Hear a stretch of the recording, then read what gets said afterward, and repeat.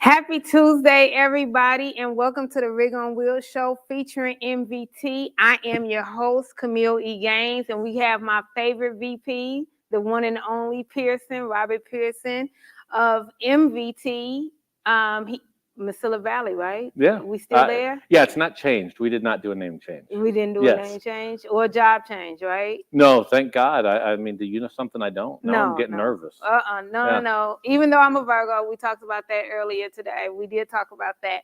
But this is your first and only trucking recruitment show. We are here and we give you your trucking news, your insights, your tips for the drivers, recruitment tips, and all that good stuff. So we're going to make history together. But I'm here to tell y'all, we got a special guest. Well, we got two special guests, but one that's really, really special. He's like a celebrity. So I might be kind of nervous today. So if I'm falling over my words, you know why. I'm excited when we go into our second segment here. We're going to talk about a pretty fun bingo game. I'm looking forward to talking about, we've talked extensively on the show, or as I call it, extravaganza, about, getting the next generation interested in our industry. And so I think we're going to talk about that a little bit in segment 2 that I'm pretty excited about. Yeah, I'm loving it. But you know what? Segment 1, we're going to talk about the news. We're kind of perfect today. Yeah, there's a lot going on. But you know what? First, let's talk about some good stuff. So we got some diesel. Let me pull that up first for us. We did come down in a diesel. So we shared it a little bit. We're down 4.7. So we are at 3.77 on average a gallon. So that's the second straight week that we're going down after a month or 4 weeks, depending on how you want to say it, of consecutively going up.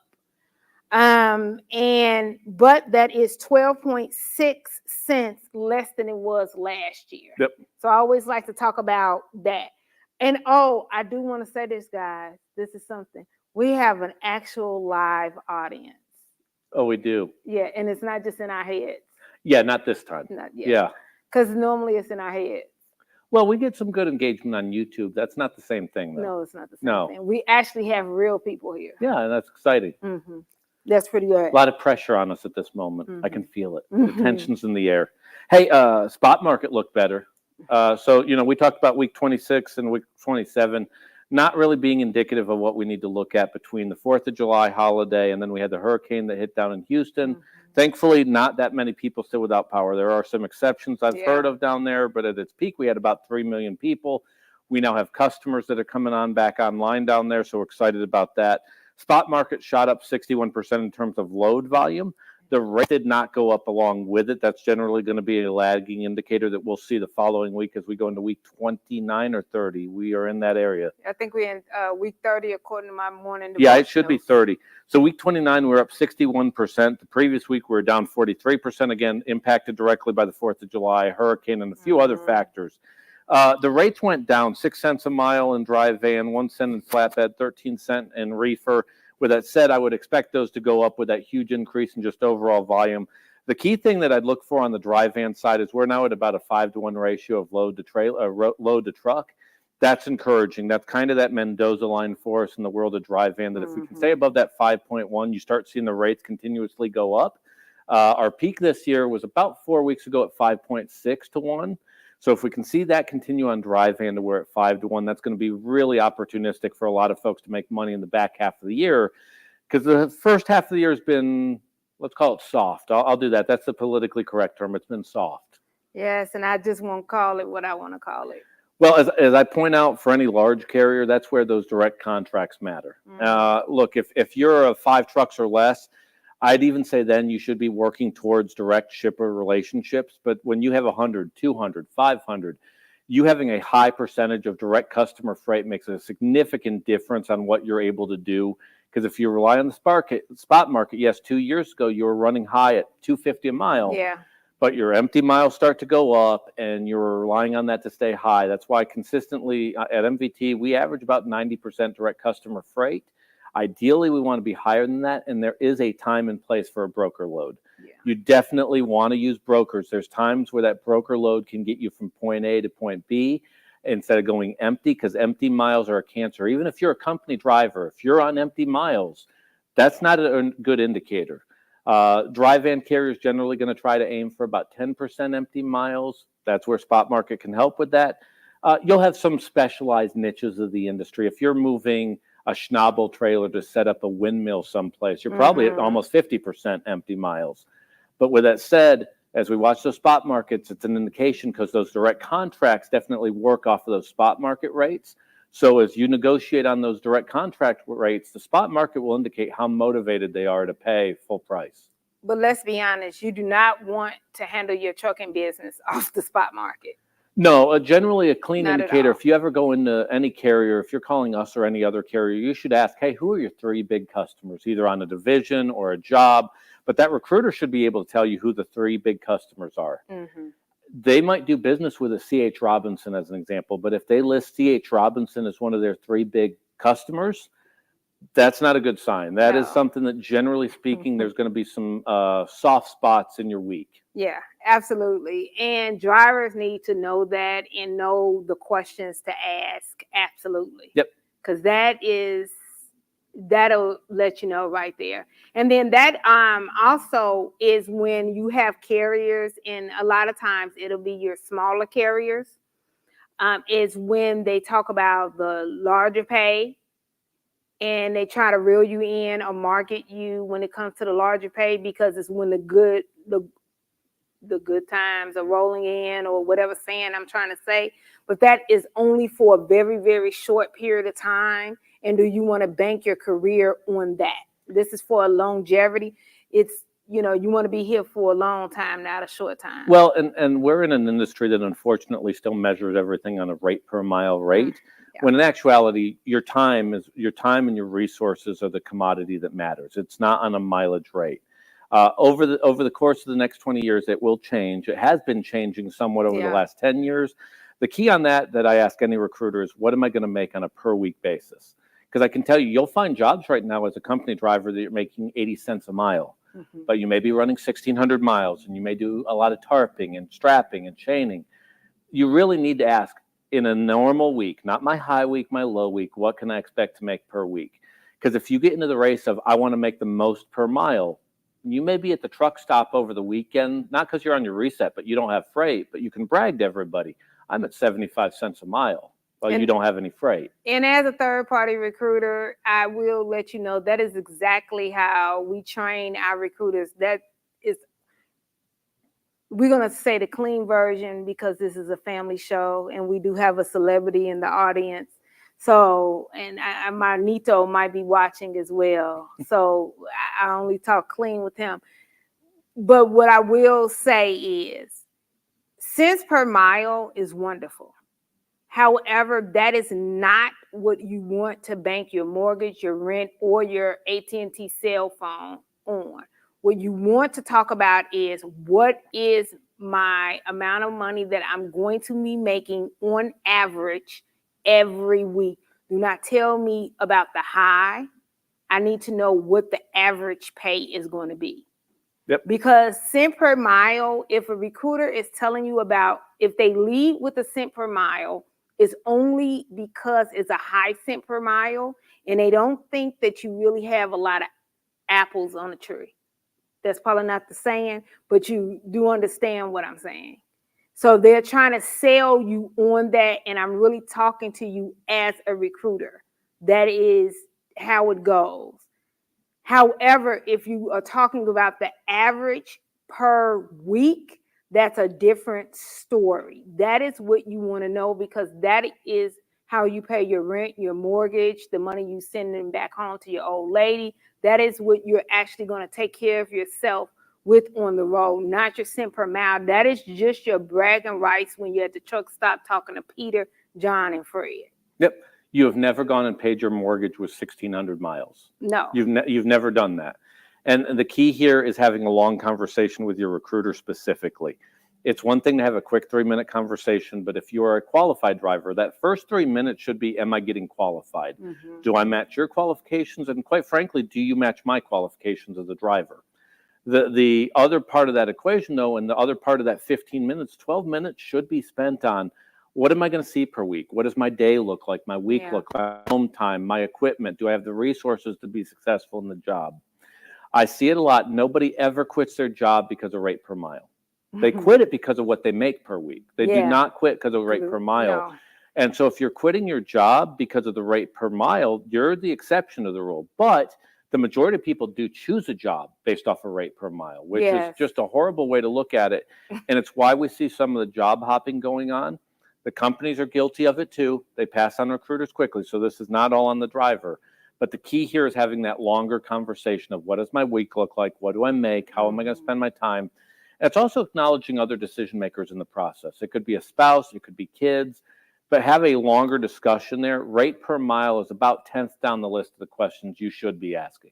It's almost like when companies, I'm just doing this to get under your skin, talk about retention bonuses or sign-on bonuses. Oh, I hate sign-on bonuses. I hate them with a passion. I only said that to get them going. Well, I'll say this then. Do you want to go ahead? If we're going to go down that topic, would we like to talk about all the political stuff for the past 2 weeks? Holy crap. Oh, my goodness. Yes, it has been a whirlwind. I just need somebody to specifically say, Kameel, they need to call me up, Kameel, or leave a voicemail. I'm not, either way. I am bringing more freight for you and your recruiters. The end. Yeah, we've had in the last 2 weeks, we've had an assassination attempt. And this is not a show that's on Apple Plus at this moment. This actually happened. We had an assassination attempt. There's a lot. A current incumbent back out of the race. Yes. Vice president now take over for that campaign and the money that's been donated for it. As we've talked about repeatedly on this show, is most companies, individually, we care who wins and loses. We all have opinions on that. Most companies want to know what the playbook's going to be. Most companies, in all honesty, are still going to be in business if candidate A or candidate B win. We'll see. They are generally looking for that playbook. So most companies are in a wait-and-see status, which is why election years are hard in the trucking industry. Right. Because it's not just the companies that run in trucking, but it is their companies that they service that are also in that wait-and-see status. So we're coming closer to November. November is tomorrow. I wish. It's almost. We're like in 90 days type range, right? It's close. It's getting close. Yeah, that's about 90 days. Yeah. But like we talked about last week, the big thing here that I still take away from all this stuff after the assassination attempt is respect everybody else's opinion. 90% of us agree on 70% of the issues. Like there's very few of us that have very different issues. Yeah. If you sit in a cafe, you don't get into a brawl at a cafe because someone thinks differently than you. But, we talk sex, religion, and politics tends to get people all up in arms. Take a deep breath. We're going to get through it. Yes. I promise you we'll get through it. The big thing here that I will tell any driver is when November comes, make sure you vote. And I always tell anybody, vote in your best interest, no matter what it is. Yeah. Be it your interest is different than my interest, whatever the case may be, vote in your best interest. So if you're a truck driver and you're thinking about the trucking industry, i.e. what you're talking about, what you'd like to hear, is vote in your best interest. If you believe one candidate over the other is going to give you the most opportunities for freight, vote for them. Not going to tell you who that is. I'm literally just saying you should vote, and you should vote for your best interest, what you think is best for you. Who's going to leave a voicemail on my phone? Yeah, I'm hiding my phone, so I don't have to worry about that. Kayla, let me know what comes in the YouTube section. I can't wait. They are going to leave a voicemail. Well, I get text messages. Maybe we'll get like something. I'm voting for Barney Frank or some name from the past that there's no controversy about. It's normally about donation stuff, but either way, they do text me 20 times a day. But I need a voicemail that says something about freight. It's why I don't miss living in a swing state. Oh. I lived in 2020 in Georgia, and I can tell you right now that we'd watch the 10 o'clock news, and there'd be 18 commercials and 16 were political. I do not miss it to save my life. Yeah, that's true. But you know, typically people know who they're voting for already, and it kind of is what it is. But I'm ready for November to be over with, and that's it. Yeah, we covered it. At least we can say we did it. Yes, we check. But it is one thing I do want. Yeah. Because you're going to help me with my research for my Forbes article. Let's do it. Okay. So XPO is launched cross-border expansion into Mexico. Okay. So let's talk about that and talk about like some of the pros and cons, what's going on with that, because I know nearshoring is real near and far. Yep. So we've talked about it a few times in previous shows. One of the things that happened right before COVID was they basically did NAFTA 2. And NAFTA 2 was basically the architect was a gentleman named Steve Mnuchin, worth like $400 million, really smart dude from an economic standpoint. And the key to it is near sourcing is beneficial to our country from a number of standpoints. Mexico is an ally, both economically as well as in other ways. They're near us, i.e. the near sourcing, makes sense. China is not necessarily an economic ally. They don't respect anything to do with intellectual property. They are not our friend whatsoever.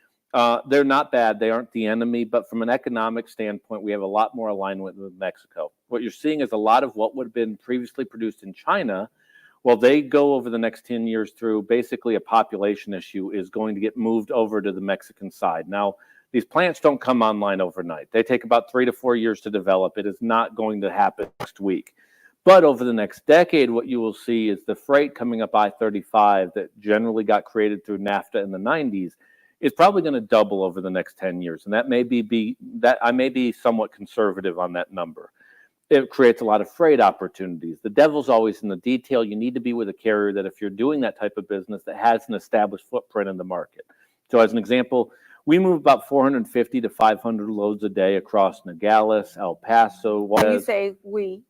MVT, Mesilla Valley Transportation. Okay, because I'm just letting everybody know that I'm using this for my research. Yep, absolutely. So we move approximately 450 to 500 loads a day, depending on the day of the week. Nogales, El Paso Juarez, Reynoso,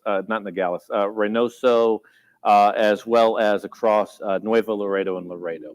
So we are actively in that footprint. The challenge when you do near sourcing is do you have the freight to go into the border so you can then come out and bring out that other freight. Now, there'll be a freight disparity. So in certain markets, like most drivers are familiar with, it's easier to get a load going into Florida than it is coming out of Florida. So you price that business to go into Florida because if there's a 20% chance you're coming out empty, you've covered it in that rate coming in. The same will apply because there will be a freight disparity coming out of Mexico. You'll have much more freight coming in than coming out than going in. Right. So us being established with a customer helps with that. XPO, they have a footprint. They have a big facility down in Laredo. But what will happen over the next 2 to 3 years, you will have a lot of new players come into the marketplace. That's going to be a challenge. It is not as easy as it sounds. So as we talk about this being the next big wave of trucking, it helps if you're already established down there and already have customers both in and out coming across the border. If you do not, those growing pains could be difficult. So, you'll see a lot of Schneider and XPO and MVT and a whole lot of other carriers down there. If you go down to Laredo, and for any driver that's been in Laredo, massive amount of trucking terminals across the board. All the big guys are there. The key is a bunch of new players get in the marketplace. It's going to create a bit of a bloodbath in the early stages. So the next 2 to 3 years are going to be a lot of flux. Once we get past that and you're real players that have been able to sustain that pathway, we'll end up 10 years from now, that industry and the city of Laredo probably looks dramatically different. Laredo has about 250,000 people down there with a high percentage of people that work in the transportation industry, not just drivers. That will continue, and you will see a population boom around Laredo. It's like a trucking's version of a gold rush. And I like that because we're thinking of investors of all kind. That'll just be really good for the city of Laredo and the folk. Oh, it's interesting. If you fly into Laredo, you see trucking ads and logistic ads through the airport. They're in the process of building an industrial park on 11,000 acres at this moment down in Laredo. It will be, like I said, a gold rush. I love it. People going in there. It's a good thing for trucking. It creates opportunity, and opportunity is all that you need. There'll be winners and there'll be losers, but as a driver, which we're primarily focused on in the show, it creates more opportunity. Well, with capitalism, it's always winners and losers. So I love that part too. It is. No better system in the world over the last 100 years has brought people out of poverty, though, and created opportunity like capitalism. So I can't complain. Yeah. So I like that part. I said that, not you. Oh, I agree. Okay, I concur. Good. We'll take a vote later. Yeah. Yeah. But that is awesome. So that concludes our news, the good, the bad, and the ugly. Yes. So we are about to bring on our celebrity guest. I'm kind of nervous. I don't get starstruck, but I'll get a signature. Yeah. I'll get a signature. We'll get two. Autograph. It's called an autograph. Well, you say tomato, I say tomato. We're going to get autographs is what it's called. But we're going to go to our commercial where Joe, our tall human, is going to talk about how beautiful the big beast is and show you the inside of the MVT truck. Thanks. At Mesilla Valley Transportation, every driver is behind the wheel of a late model International LT, a truck that takes comfort, convenience, and safety to a whole new level. Join us as we explore the impressive features of this powerhouse on wheels. The open road is full of surprises, and sometimes that includes unexpected encounters with wildlife. But worry not, the International LT has you covered. The front end protection guard offers an extra layer of defense, protecting you from animal strikes. Drive with confidence, knowing that you're shielded from the unexpected. We all know how important it is to keep our batteries charged, and our International LTs have your back. The Cummins X15 is equipped with an auto start feature, ensuring that your batteries are automatically recharged when they run low on volts. It's a seamless process that keeps you powered up and ready to hit the road. Disc brakes and an engine brake provide reliable and safe stopping power when you need it most. You can have peace of mind knowing that you're in control. Safety is at the forefront of what we do. Our International LTs are equipped with top-of-the-line safety features to ensure your well-being while out on the road. These tractors are equipped with Bendix fusion protection, collision mitigation, and lane departure warning. Achieving good fuel efficiency deserves recognition. With the International LT, your efforts don't go unnoticed. When you consistently achieve impressive miles per gallon, the International LT rewards you with increased speed. It's a little extra motivation to keep you pushing for better fuel economy. After a long drive, you're ready for a well-deserved break. With the International LT, you can enjoy your rest period in absolute comfort. Thanks to its auxiliary power unit, you can keep the driver's cabin heated or cooled just the way you like it. No matter the weather outside, you'll always find your sweet spot within our International LTs. The International LT understands that comfort extends beyond driving. It's a space where you can truly feel at home. I'm a big guy, and I have room to move around in here. With plenty of room to spare, the International LT accommodates even the tallest drivers. And there's ample storage for all your clothes, cooking essentials, and tools, making life on the road even more convenient. Speaking of cooking, bring along your appliances and don't sacrifice any luxuries thanks to all of our International LTs being equipped with built-in inverters. Dry your hair, make a smoothie, or play a game, all from the comfort of your truck. We take pride in our well-maintained fleet. And if by chance you do come across something wrong on your truck, you're never far from help thanks to our valuable relationship with Penske. With more than 750 brick-and-mortar Penske shops nationwide, their expert team is always ready to assist you.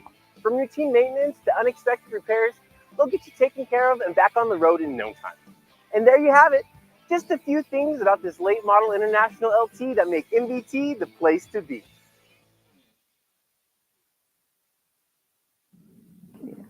Welcome back, everybody. And look, we got our guests. So we have Zach here, and then we have Max. So Max is the guest. So Zach, introduce yourself first.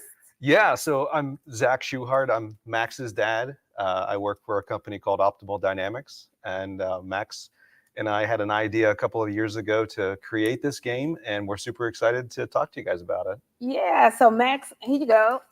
I want you to go ahead and you can take it or lose or whatever you need to do and Tell us about it, Max. Well, So- first, tell us how old you are and how I'm it came 12, about. turning 13 tomorrow. Happy birthday. Thank you.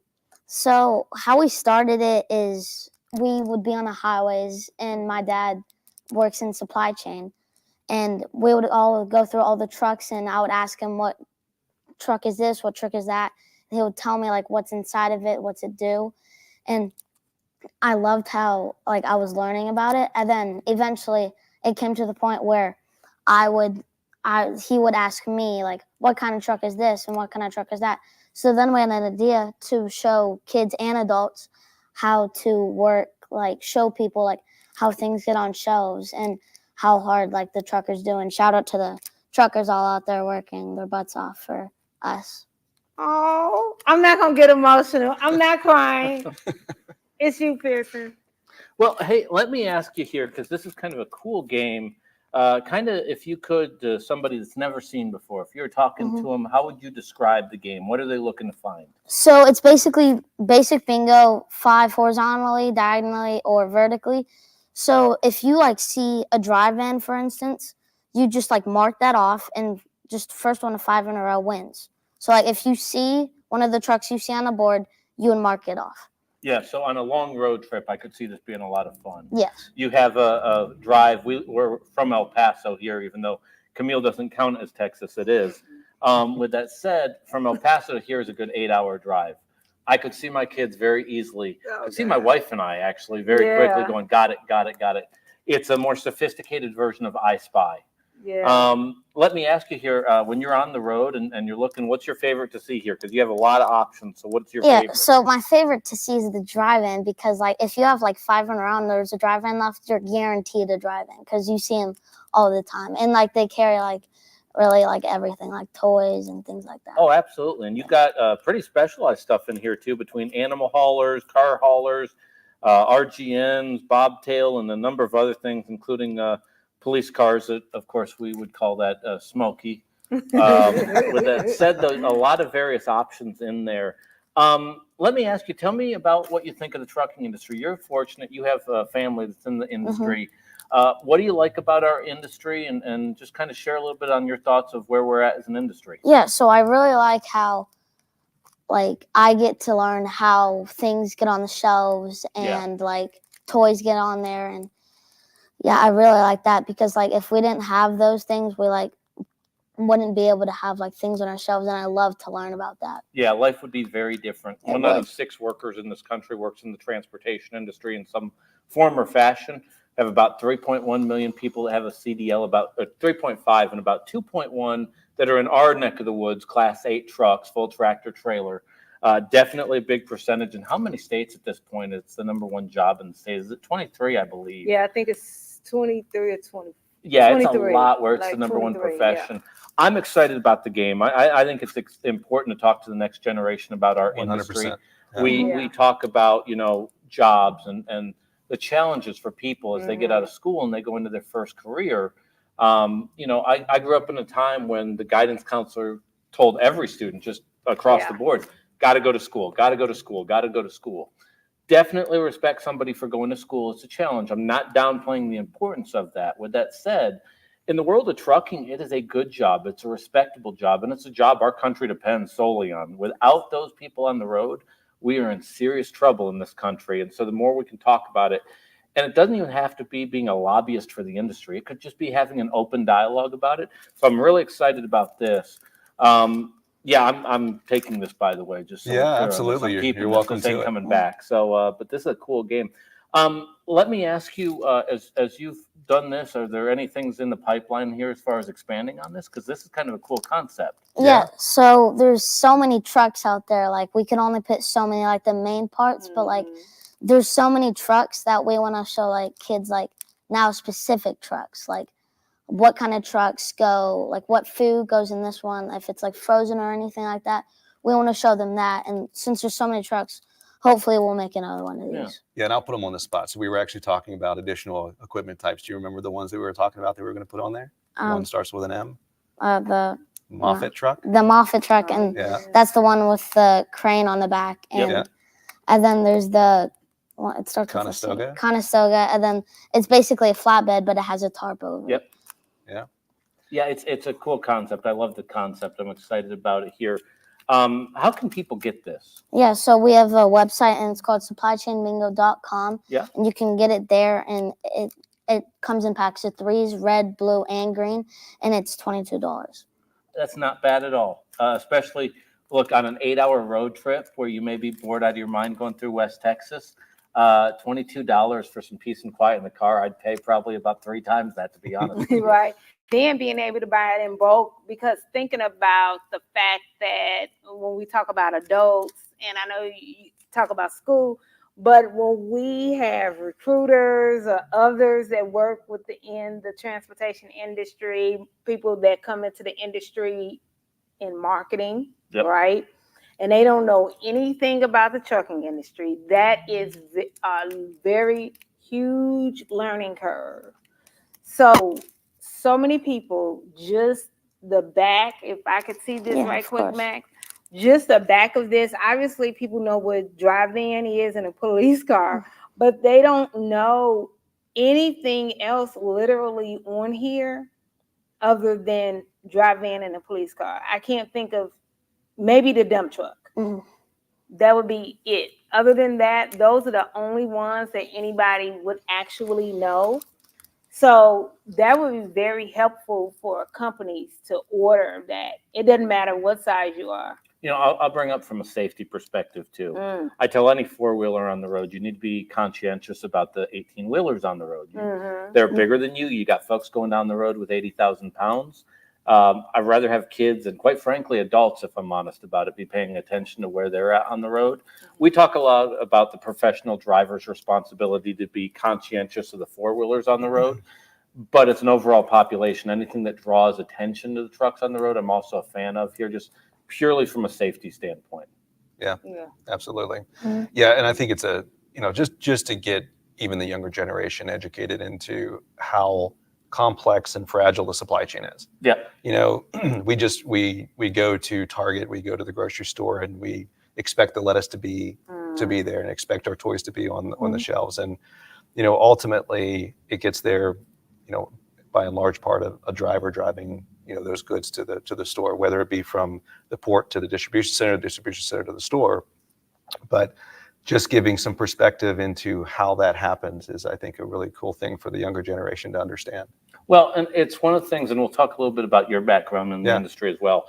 Our industry, when we say moving stuff from point A to point B, there are so many moving parts in that. Very much. If you think about like a Walmart, 70% of Walmart's deliveries are Friday, Saturday, Sunday. Yeah. A lot of produce, a lot of meat, stuff like that. Mhm. Where you can look at a Lowe's, and they're Monday through Friday because they don't want deliveries on the weekend. That's when 80% of their customers are there. There's a lot of moving parts. It is Yeah. not as simple as, hey, Mr. Driver, you have a load, go here. Oh, we're done. It's so many moving parts. Kind of talk about your role in the supply chain part of Yeah, this. yeah, absolutely. So I work for a company that applies advanced optimization and decision automation for carriers, and we help carriers make better decisions at the load level and at the driver level. And the yield of that is the company and the driver making more money. So we're able to provide consistency and a view of the driver's tour that they're confident about. They know their load, or the next load, their follow-on load is going to be a good load that gets them in a place that they're going to be able to get home on time and safely. And the company itself is looking at their demand from their customers and making the right decisions on the loads that they bring into the network so that they can keep the drivers loaded as much as possible. It's one of those things that it's hard enough with one truck. You start having 5, 10, 100, 500, 5,000. There are so many moving parts on how to run efficiently. And we are in an industry that I had a mentor early in my career tell me, you got to mind your pennies and the dollars take care of themselves, because it's the little stuff that eats you up in this industry. Yeah, absolutely. And this is a problem that we've historically as the company grew, the planning and driver management department grew because it was a function of we could only manage so many people or so many trucks at one time. And really it's a math problem. And we all get our iPhones out to do simple math, right? And even the smartest humans out there come nowhere near the ability of a computer. So our goal is to help humans focus more on the human problems, Yeah. driver satisfaction, safety, from moving from a planning operation to more of a customer service aspect of listening to your customers, understanding where the challenges, where their challenges are, where your challenges may be, that you can bridge those gaps. And allowing the advanced math to really make the best decision from a load perspective, because it really is a math problem. Yep. And our drivers want to have more loaded miles, make more money, get home safely. We as a company want to make more money, grow and serve our customers the best that we can, and we enable that. Well, I think this has been pressed on. We've talked a little bit on this show how distribution centers are now closer together than ever before, and that average load length has gone down dramatically. My grandfather in the 80s ran a dedicated account from Lansing to LA and back again. That really doesn't exist now between the hours involved with it. You don't have drivers popping no-dos. It is much more 200 to 300 mile radiuses. And so that driver's time is really precious. Absolutely. And that lost time that cannot be made up is why, as an industry, we've struggled to retain drivers. And so it's a fascinating topic of conversation. And the thing I want to point out to drivers here is we talk about the analytics and the computers involved.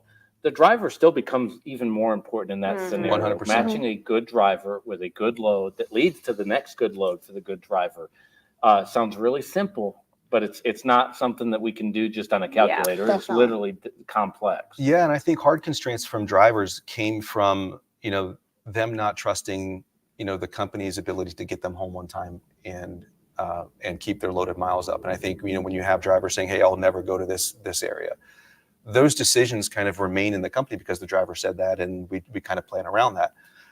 But it really is a confidence thing. The driver is just saying, "Hey, I've been burnt before. I don't want to go into this market anymore." Yep. But if they're confident that in your ability to get them a follow-on load and confident in the tour that you're building for them, they become more flexible, and you can have those conversations around, "Hey, this isn't just me going out to the planning floor and saying, 'Hey, we're going to try to get you home, Friday by sending you to Nebraska.'"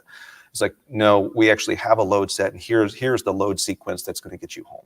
And it builds confidence. And I think a driver that's more confident in understanding where they're going to be in the next couple of days is a safer driver, because they're not thinking about where the next load's going to come from. Yeah, And it's a retention issue It is. or a retention solution. Well, and I'd agree with it. It's been more than a decade, but I've been a dispatcher before. And as you dispatch drivers, I can tell you, when you first get them on your board, you get a lot of no's. But if you do right by them for the first 90 days, after about 90 days, those no's become maybe, to the point where 90 days after that, it's, "What do you got for me today, Chief? Let's go." Yep. Absolutely. And so that relationship part of it, and part of this is with the fleet manager, with the driver, with the load planner and other people, trusting the technology to let it work, let it do its thing.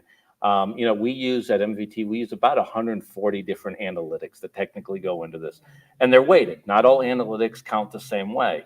If you tried to get me on a piece of graph paper to write it out, I couldn't. But what's ended up happening is our driver's time has become much more valuable. There's about 3 hours more per day of work out of a driver that we get before. And the driver likes it because it now is reflected on their paycheck. Yeah, absolutely. So what I wanted to do now is ask Max about his superpower. Yeah, so I have dyslexia. If you don't know what that is, it's a disability where I have to learn differently. And it's really hard for me, with math and language arts. It's just really hard for that. But I go to a super blessed school. It's called Mount Perrin Christian School, and it's in Kennesaw, Georgia. And it just helps with my disability. I have a specific class for math and language arts, and it's just wonderful. And I'm so blessed to have it. Let me ask, what's your favorite subject? What do you like? So I like math only because I'm not bad at it. Yeah. I'm average. You live down there in Kennesaw. Are you a Braves fan then? Yes, sir. Oh, okay. As a Rockies fan, that hurts me to hear that. But I'm glad to hear that. Who's your favorite player right now? Probably Matt Olson. That's a pretty good answer to that question. He's a stud. Yeah, absolutely. Awesome. Well, I'm just excited that you both. Yeah, well, thank you so much for having us. Yes. But I'm so excited that you came on here. Oh, no. Before you go, tell us about your trade show. Yeah, so when I was at Mount Perrin, I did a trade show, and I was selling my bingo games, and I sold each one for $5, and it was just wonderful to show people how things work, and I can tell literally kids in person how things get on the shelves and everything like that. And bingo, this supply chain bingo game shows all of that. That's awesome. That's fantastic. So and how old were you then? Because I know you're about to be 13 tomorrow on the 24th, right? Yes, But ma'am. how old were you then? It was last year, so I was 12. Yeah, because I remember your Yes. dad putting it all on LinkedIn, and I was reposting. I was all like, oh. Yeah. So if anyone wants this, .com. I messed it up. supplychainbingogame.com. I That's kept correct. skipping the game part. Yeah. Supplychainbingogame.com. You can check it out. Get this. It comes in a pack of 3 different colors there. This is a great segue if you're talking to your kids about the industry that we're all in here. This is a great segue into that. Additionally, if you know people that aren't in the industry, don't have family already in the industry, and you want to start early on there, that's where our next generation of drivers is going to come from. So supplychainbingogame.com. Be sure to visit the website there and pick this up. $22. Yes. That's a bargain. Yes, it is. Awesome. Well, thank you so much. Well, thank you for having me. Yes. Or thank us. you. Oh, yeah. Oh, yeah. I'm you just too. along for the ride. Yeah. Thank you for bringing your driver. Mhm. All right. So we're going to definitely go to commercial and be right back.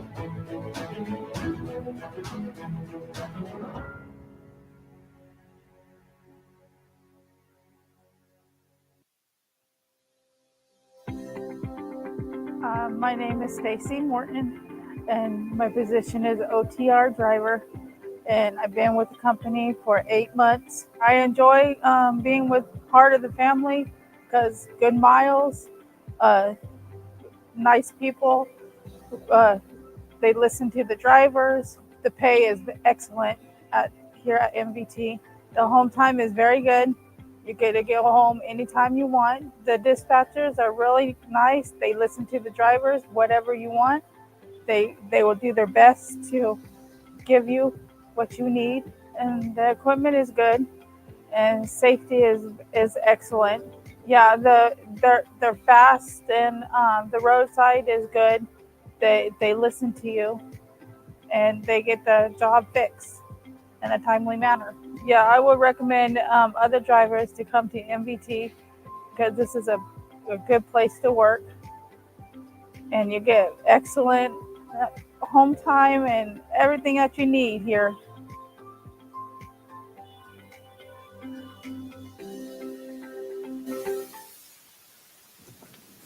Hey, everybody. Welcome back. I wanted to say this because Meryl put something on, I think it was YouTube, that Pierson was so correct that, or maybe me was correct, that the cent per mile was tricky when it comes to drivers when they don't understand it, and they will go and flip a job and basically want to go to a job for a higher CPM, but they don't quit a job because of cent per mile, but they'll want a job because of cent per mile. Yeah, and Meryl does a great job with us on health retention, does all those exit interviews, and the feedback that we get is generally, when you look at multiple companies, it starts with equipment, because that's the lagging indicator that's going to impact their miles. And so if the truck's constantly in the shop, that's going to eat into that pay. Then it comes down to communication and respect. That's going to eat into their quality of life. The actual cent per mile is so far down on the list, but it confuses me that that's how we start the interview process. When a driver looks for a job, it's one of the very first things they ask, but it never comes up when they leave a job. And that's why, like I said, instead of a quick 3-minute conversation with a recruiter, if you like them and they like you, just like dating, you take that 5-minute speed date and it turns into 15 and 30 and so on and so forth. I can't do speed dating. My brain just doesn't work that fast. Oh, I can't. My wife would ask why I'm doing it. That would be a problem. That's a problem, would be a problem. But speaking of, we weren't speaking of, but it just sounded good, right? That's what they Blends say. together. Speaking of, but the Faces of the Road calendar. So we have it here. Well, Kayla did just play it as a commercial. So speaking of, so we're coming up to the end of July here.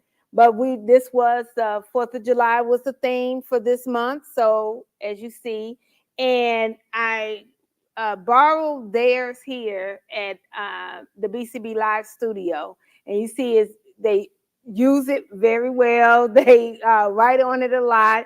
And they actually, because they do a lot of trucking stuff here and have a lot of customers that are in logistics. So they make sure that they highlight the different trucking holidays or trucking weeks that we have. For an example, like Operation Safe Week, that was this year, this month. It was this year too, but this month. But next month is going to be Diversity Awareness Month. But also at the end of the month is going to be Brake Safety Week. And the reason why we know that is because it is here. And you are able to go directly to the website at rigonwheels.com to the Rose store to purchase your calendars. But what I want Kayla to put up on the screen is our Faces of the Road coloring book. My Nito and I made this coloring book. He is 6 months, so I wanted to kind of put it out now for his 6 month. What is it considered, a birthday? But it's the coloring book for trucking. Okay, so you are able to download that directly from the website, or if you contact me, I'll give you a free version of it. But that's only if you contact me. And it is a downloadable PDF version. Or if you contact me, I'll give you the a video because I'm so extra. So I made it into an actual video.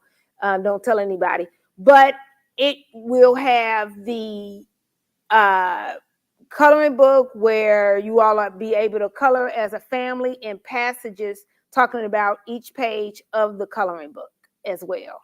So I just wanted to show that. It just inspired me to show it this week instead of next week because of Max.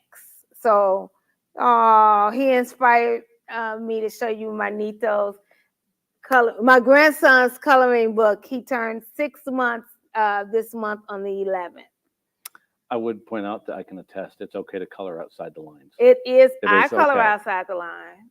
I've been accused of it by a couple of HR folks. Yeah. Yeah. I live in Houston. We don't have rules there. That's true. Anyway. I've seen you guys drive. I know. Yeah. We do what we want in Houston. So I've noticed. Yes. And I'm a Virgo. I'll get back to you on that. I got to read the newspaper forecast on that. But this episode, we're going to talk about the hot jobs. So Pierson is only going to talk about 3, but you know me. We got 4. Oh, we got 4. Look at God. Yeah, we have some hot opportunities here. Kayla, can you do the first division, Division 110? Are you Vanna White, Kayla, or is it something else? Awesome, Division 110. Hey, we're looking for teams on Division 110, currently hiring out of Albuquerque, El Paso, the DFW marketplace, as well as adding Nashville and Memphis to this. Our teams are going to average anywhere between $3,400 to $4,000 a week. You'll see there are a lot of running lanes along I-20, I-40. Occasionally, about 1 every 10 loads will go up to the northwest and come back. So an exciting division on this end. Really nice for teams. You're looking at weekly home time, good consistent money in that $3,400 to $4,000 range for the team. It could be a husband, wife. It could be best friends. It could be brother, sister, though that might be a little weird because my sister would not get in a truck with me. But with that said, this is an exciting division for our team, sticking mainly to the southern part of the U.S. Have about 10 to 12 openings on this for teams at this moment. About 90% drop-in hook. All of our freights, no touch. No hazmat required. What I will tell you with this position as well as other positions, that if you have hazmat, though, we have some opportunities coming down the road that will expand for you that you'll want to do on this division. Can we do the next division, Kayla?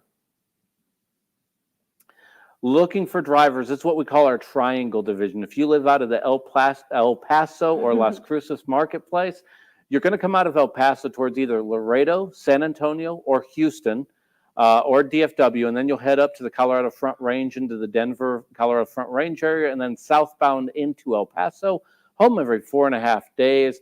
Folks on this are averaging approximately $84,000 a year. That's about $1,600 to $1,700 a week.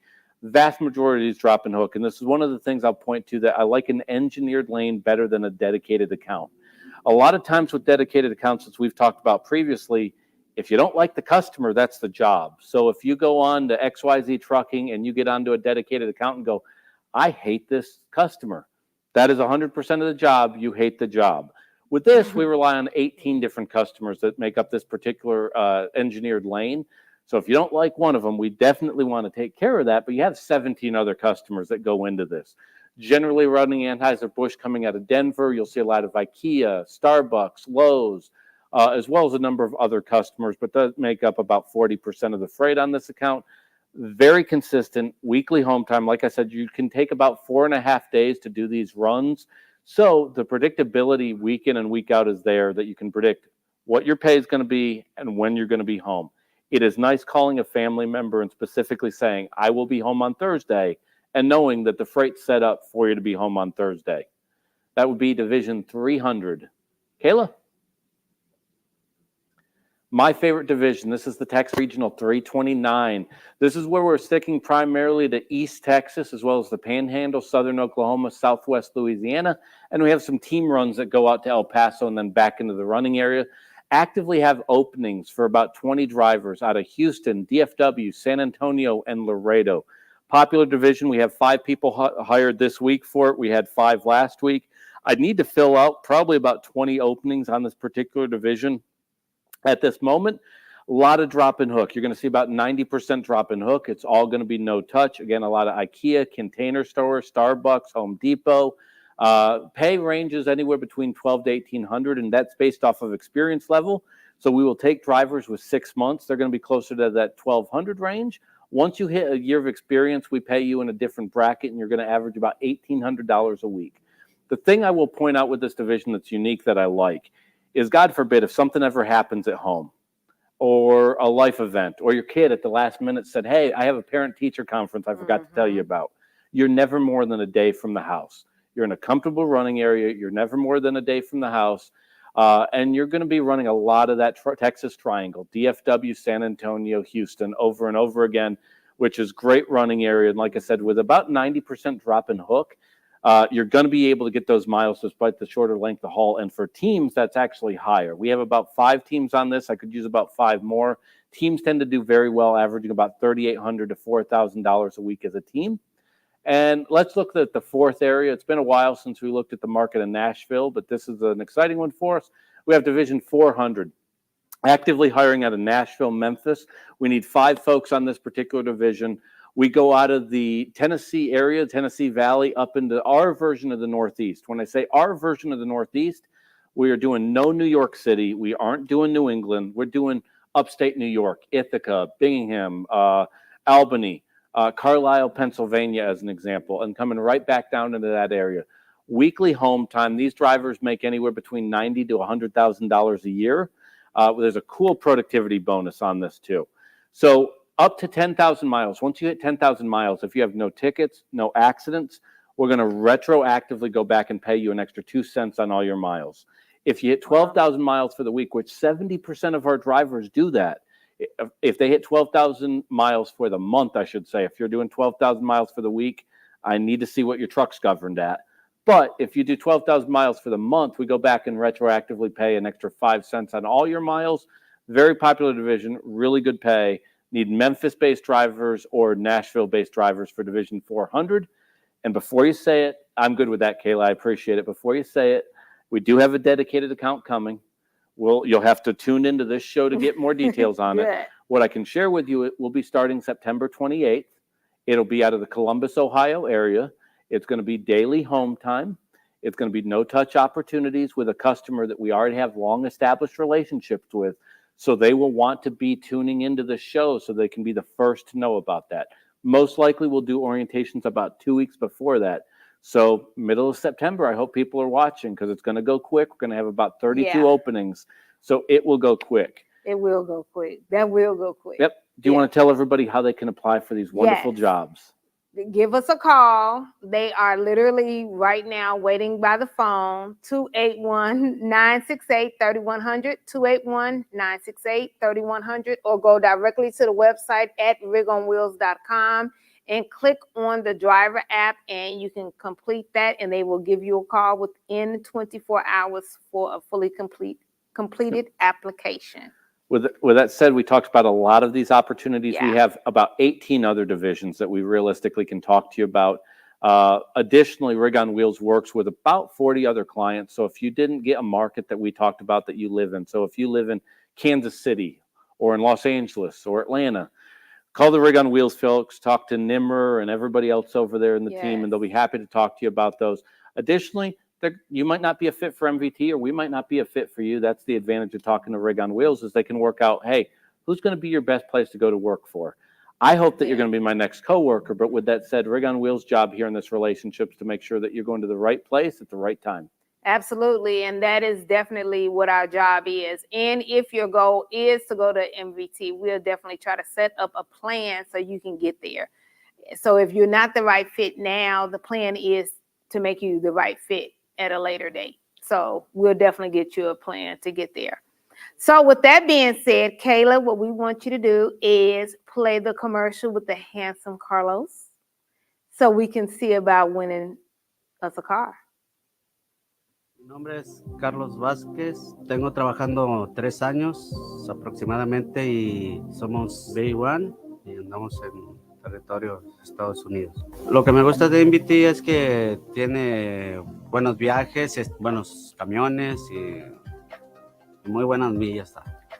Mi comunicación con los despachos es muy buena y todo eso, y siempre están a la orden del día.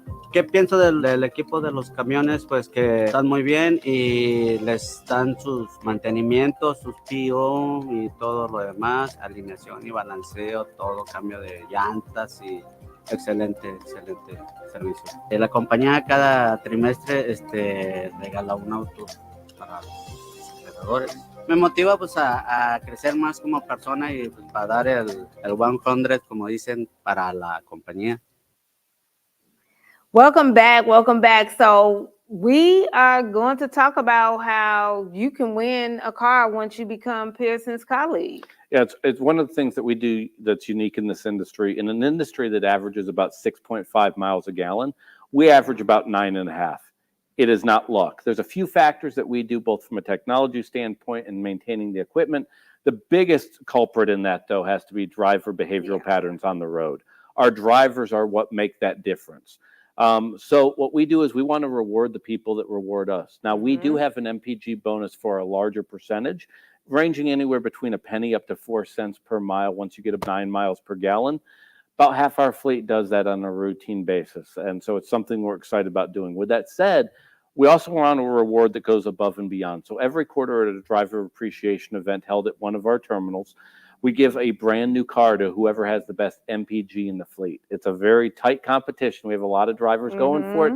We have a lot of fleet managers that work directly with the driver to get them to that point, as well as a whole department that specifically works on the career development with a driver, both in terms of safety, productivity, as well as their MPG bonus. Talk about the leaderboard. We have the leaderboard. You can go into the terminal in El Paso, as an example. You go over to the grill area, which Jaime and everybody do a great job at the grill, but the most popular spot's the leaderboard, where you can see where you are versus your peers. The thing to keep in mind with us is just because you're middle of the pack this quarter does not mean you can't win it the next quarter. We've had 20-year veterans get the best MPG bonus for the quarter. We've had people that have been in the industry 9 months that won the thing just based off of their behavioral trends. Whoever gets that best MPG for the quarter gets a brand new car. Normally it's a 2023 Nissan Sentra. I always mess that up and want to say Sinatra, but he is not involved with this contest. That 2023 car is a fantastic car. It's going to have less than a couple hundred miles on it. It is a brand new car. If a team wins it, we take the cash value, split it between the team. We do that every quarter, and whoever gets the best MPG for the year gets $25,000. So as an example, we have a gentleman named Roberto Sandoval that's won it 5 times over his career. That's $125,000 that he's been able to rack up over his time with MVT. That's nice. Never money. running an extra mile for us. So part of it's based on speed. Part of it's understanding, taking advantage of the fact, am I going downhill, uphill? Is there wind? Taking advantage of the smart computers in there that allow you to run on cruise control, as well as pre-planning your loads and about 8 or 9 other factors. But we're with you on that. It is not luck that somebody gets that. We work with our drivers closely to get better at what they do. And in particular, we talk about the term professional driver. That's all. Professional driver is that person that's on the road that wants to 12 months later go, I'm better than I was a year ago. Not everybody's up to that. Nothing wrong with that. We need those other people in our industry. But the professional driver should be striving. They should be striving for that car or the $25,000. Royal Jones, our founder and owner, is more than happy to show up at that driver appreciation. If you see cameras and a bunch of people following those cameras, chances are Royal's giving away the car. It's an exciting thing and unique to MVT. Well, what I like is that the professional driver is actually being rewarded versus a driver that is not being a professional, being the one that is talked about. Yeah. So that's what I like. We've talked about the squeaky wheel gets the grease. And too often, we spend about 90% of our time on 10% of drivers or 10% of fleet managers or 10%. And it's generally, hey, I don't like what you've done. Positive reinforcement for a driver or any other job is really, really important. And seeing that positive reinforcement becomes really important. We really enjoy recognizing the people that ultimately make us stand out as a company. I love it. I truly, 100%. I love everything about that. Just it's amazing because I do believe in the professional driver. So I like the fact that they are definitely rewarded. Let's get back to this grill. So you all actually have a grill there? Oh yeah, it's pretty good food too. I'll tell you this: I generally get the huevos rancheros for breakfast, but yeah, it's a pretty good place. The huevos rancheros are pretty good. I'm kind of bland, and so I will go ahead and get the tacos every time I have lunch there. People tell me the rest of it's good, but I can't think outside the box, obviously. Victor, do you?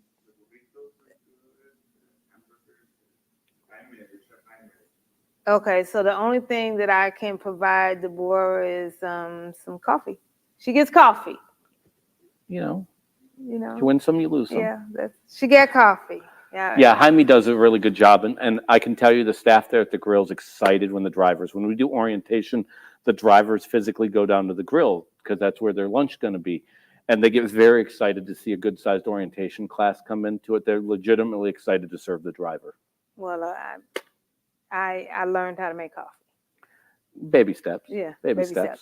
There we go. Well, you guys, we are so grateful that you all joined us this week. Our guests, our live audience, but our guests, we just, I'm in awe, But make sure you all go to his website. What is his website again? Absolutely. Supply Chain. That would be Bingo supplychainbingogame.com. Supplychainbingogame.com. Absolutely. And pick up your bingo game. That is a must-have, I believe, definitely. So definitely go ahead and do that. And then we'll see you back next week, Tuesday at 3 p.m. Central Standard Time. Bye-bye.